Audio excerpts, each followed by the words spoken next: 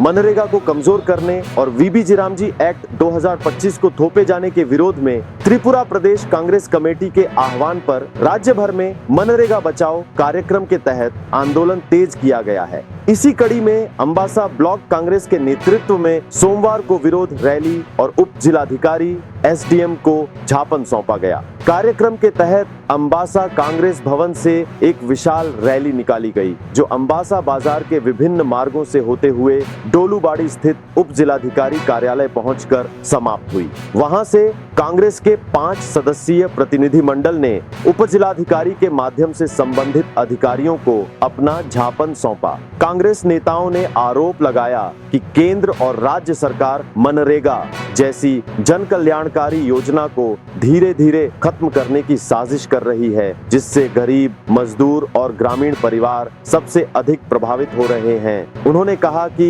वीबी G RAM G act 2025 लागू होने से आम जनता के अधिकारों पर सीधा हमला होगा। इस कार्यक्रम में अंबासा ब्लॉक कांग्रेस के अध्यक्ष रूपमधर पुरकायस्थ, पीसीसी सदस्य माणिक भट्टाचार्य, माणिक देव सहित कई वरिष्ठ नेता, कार्यकर्ता और समर्थक उपस्थित थे।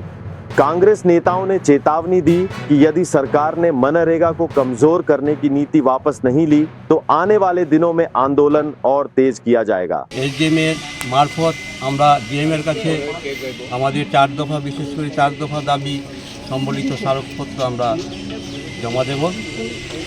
এই স্মারকপত্র জমা দেওয়ার পেছনে কারণ রয়েছে যে আমাদের যে অল ইন্ডিয়া কংগ্রেস কমিটি, তারা বিগত 27 ডিসেম্বর সারা ভারতব্যাপী এই মনরেগা যে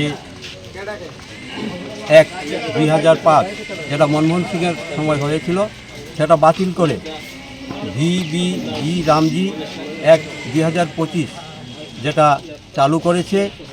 আমরা কংগ্রেস দল মনে করি এটা মাধ্যমে গরিব মানুষের, বিশেষ করে গ্রামীণ এলাকার গরিব মানুষ, মহিলা, আদিবাসী জনগণ থেকে শুরু করে সবার কাজের অধিকার কেড়ে নেওয়া হয়েছে। কাজের কোনো অধিকার এখানে নেই।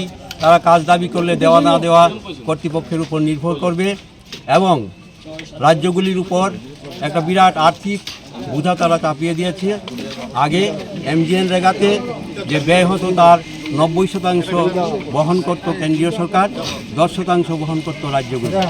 কিন্তু এই वीबी जीरामजी যে অ্যাক্ট 2025 তাতে দেখা গেছে তারা সেন্ট্রাল গভর্নমেন্ট শুধুমাত্র 60% টাকা তারা বিয়ার করবে, বাকি 40% বিয়ার করতে হবে রাজ্যগুলি।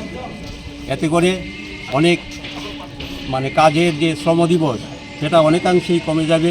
গ্রামীণ এলাকা অর্থনৈতিক দিক থেকে দুর্বল হবে এবং গ্রামীণ এলাকার গরিব মানুষ, মেহনতি মানুষ তারা ক্ষতিগ্রস্ত হবে।